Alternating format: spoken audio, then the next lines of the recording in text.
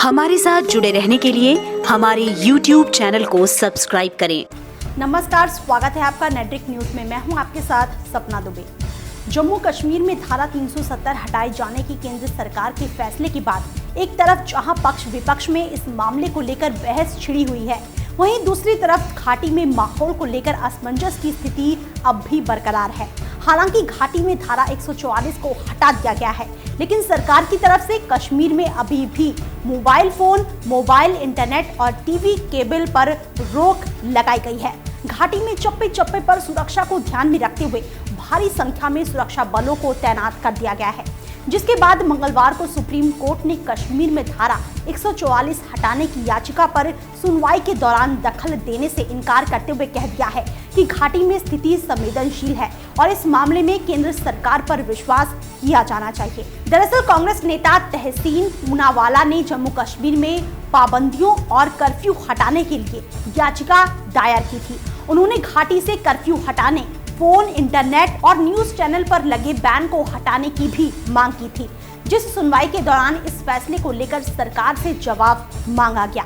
उच्चतम न्यायालय ने सरकार से पूछा कि राज्य में बैन कब तक जारी रहेंगे, जिसके जवाब में सरकार ने कहा कि वहां इस समय हालात बेहद ही संवेदनशील हैं और घाटी में लगाया गया प्रतिबंध कश्मीरियों के हित में है। जिसके बाद कोर्ट ने जम्मू कश्मीर में किसी भी तरह का प्रतिबंध हटाने के बारे में कोई भी आदेश देने से साफ इनकार कर दिया। इस दौरान अटॉर्नी जनरल ने अदालत से कहा कि हम कोशिश कर रहे हैं कि घाटी के लोगों को कम से कम असुविधा का सामना करना पड़े। साल 1999 से अब तक हिंसा के चलते 44,000 लोगों की जान जा चुकी है। सुप्रीम कोर्ट द्वारा घाटी की स्थिति की समीक्षा को लेकर पूछे गए सवाल पर अटॉर्नी जनरल ने अदालत से कहा कि हम प्रतिदिन वहां के हालातों की समीक्षा कर रहे हैं। वहां की स्थिति में अब पहले से काफी सुधार आ रहा है।